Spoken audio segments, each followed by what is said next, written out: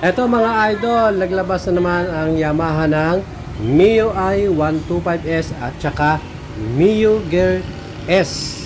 Ayan mga idol, ang itatapok ko sa inyo itong dalawang to. At ito ngayon guys ay 2025 model.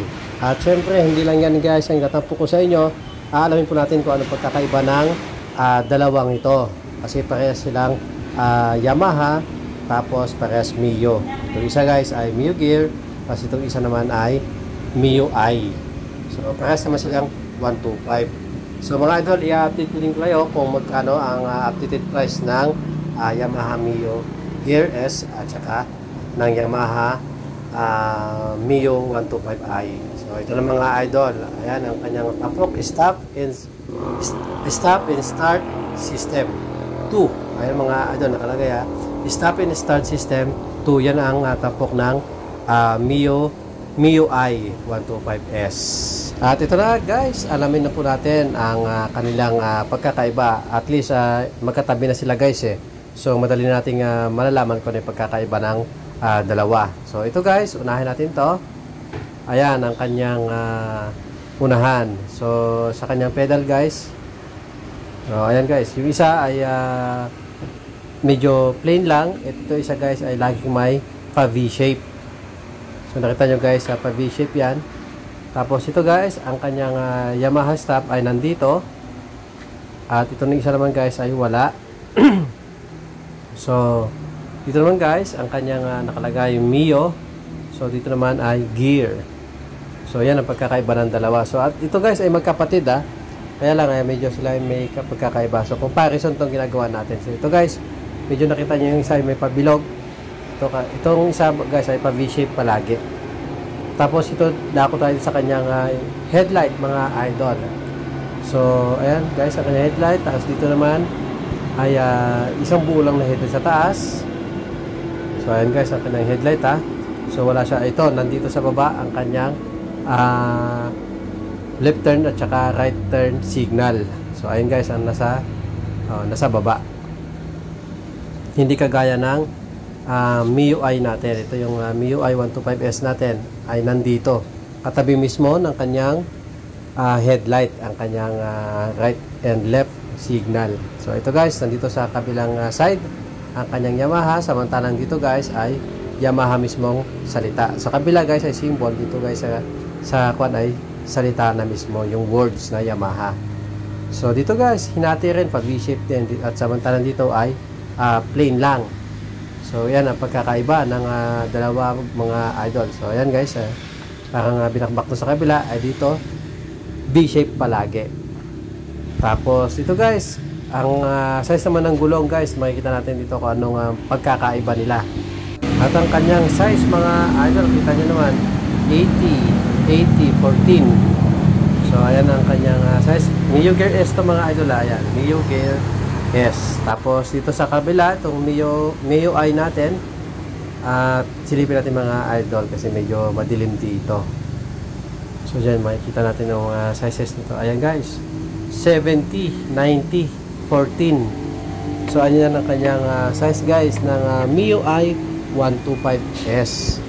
Ito guys, parehas Yamaha S to parehas D125. So titingnan natin kung ano yung pagkakaiba yan. Parehas yan, blue core. Ayan mga idol. At dako tayo dito sa kanyang panel. Ayan guys, ito ang kanyang ito importante sa mga may speedometer, dapat may gasoline indicator. So ayan, importante guys. So malaking bagay yan. Hindi tayo nanguhula syempre kung may gasolina pa o wala na. So importante guys. At ganoon dito guys, pagkakaiba lang niya is yung kulay ng speedometer. Tapos syempre may gasoline indicator din yan. So yan ang importante sa dalawa. At dito sa bandang baba guys ay ito, mayroon siyang charging port. Ayan guys. So sa video ito guys, makikita nyo rin kung ano yung mas mahal sa dalawang to. So, ayan guys, meron din siyang ito, yung sabitan ng kanyang halimbawa mamamalengke kayo, meron po siyang sinasabitan. At dito naman sa MIUI natin guys ay medyo wala siyang charging port dito sa kanyang harapan, dito sa may kanyang bulsa pocket mga idol, wala. So wala tayong nakikita.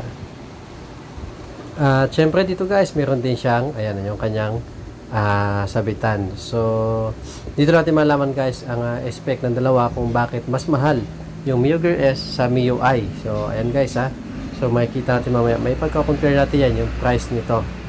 At dito guys sa kanyang harapan makikita nyo yung kanyang ayan guys medyo ito guys, itong MIUI natin ay ayan, medyo naka-curve siya guys, samantalang ayan guys, nakikita nyo ayan yung curve nya, ayan, kabilaan po yan. Samantalang dito sa Mio Gear S natin ay diretso lang mga idol, medyo flat lang siya, hindi siya katulad ng MIUI 125 natin na naka-curve. At ayan mga idol, at dako naman tayo sa kanyang bandang hulihan mga idol. Itong MIUI natin 125S. So ayan mga idol, makikita nyo dyan, ayan, nakasulat mismo yung kanyang pangalan na Mio 125S. Unlike dun sa isa, makikita natin mamaya kung ano yung bakit wala siyang nakasulat dito guys. Ayan, tingnan natin ng konti. Ayan mga idol, wala siyang nakalagay, wala siyang nakasulat na Mio 125S niya, wala. O Mio Gear S, wala nakalagay kundi yung Yamaha lang. So ayan, at ang kanyang seat cover mga idol, ayan, magkakaiba niya, kulay brown at saka kulay black.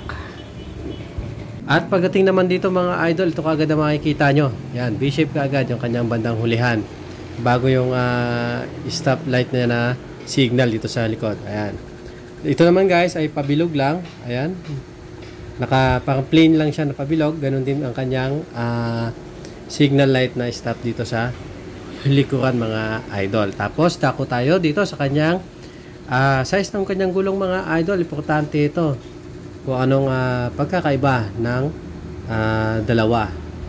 So dito nagkakatalo minsan mga idol kasi mayroong mas matangkad, mayroong mas mababa.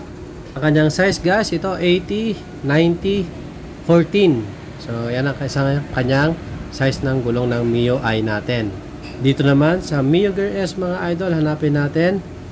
Ayan, medyo ilawan natin guys, hindi natin makita. Ayan, 170, 14. So ayan ang kanyang size ng kanyang gulong dito sa likuran ng Mio Gear S. At ito na mga idol, updated price ng MIUI 125S. Siyempre, ano bang mas mahal mga idol? Itong MIUI o itong Mio Gear S? Ito guys, MIUI 125S. Ang kanyang down payment ay 12,790. Ang kanyang cash ay 82,900. At ang kanyang 12 months ay 8,627. At ang kanyang 18 months ay 6,410. Ang kanyang 24 months ay 5,360. Ang kanyang 30 months ay 4,724 pesos. Ang kanyang 36 months ay 4,268. Ito mga idol, meron kayong rebate na 500 basta updated kayong nagbabayad. Ito guys, ang kanyang Mio Gear S naman tayo. Ang kanyang down payment ay 12,940 pesos. Ang kanyang cash 84,400 pesos. Ang kanyang 12 months ay 8,774 pesos. Ang kanyang 18 months ay 6,517. Ang kanyang 24 months ay 5,448. Ang kanyang 30 months ay 4,801 pesos. Ang kanyang 36 months ay 4,336. Guys, 3 years 3 years registration ay free. Tapos 500 ang rebate nyo kapag updated kayong nagbabayad ng hulog nyo sa motor mga idol. So ito guys, compare natin kung anong mas mahal sa dalawa. Ang Mio Gear S ay 84,000, ang MIUI 125S ay 82,000. So bakit kaya mga idol sa tingin nyo? Bakit mas mahal pa rin ang Mio Gear S sa MIUI 125S? At kayo na mga idol ang bahala kung bakit mas mura ang MIUI natin compare sa Mio Gear S.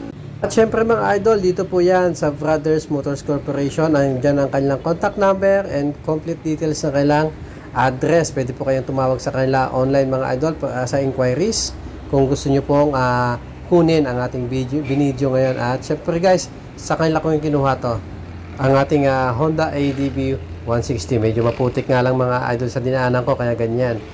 At dito mga idol, kung kukuha kayo ng motorsiklo, napakadami pong pagpipilian. Nandito po lahat.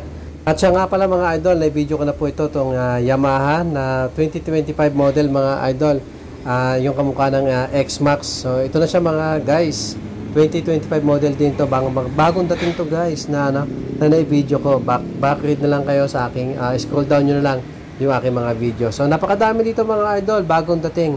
So ito yung mga babalikan ko. Tapos ito guys, yung Honda Beat nila, bagong dating lang din, parang kahapon lang po yata dumating yan. At saka nandito mga idol, napakadaming unit. Ito pa yung kanilang may Gixxer sila dito mga idol, ito na bagong dating na Gixxer SF yata yan. So mga idol, napakadaming pagpipilian. Nasa inyo na po kung ano pong gusto nyo dito sa Brothers. At kung gusto nyo pong aking video mga idol, paki-like po. At sa mga hindi pa dyan nakasubscribe, paki-subscribe naman po ang ating channel mga idol. Sana po. At kung mayroon po kayong mga katanungan dyan guys, comment lang po kayo mga idol. Thank you guys. Salamat po. Thank you.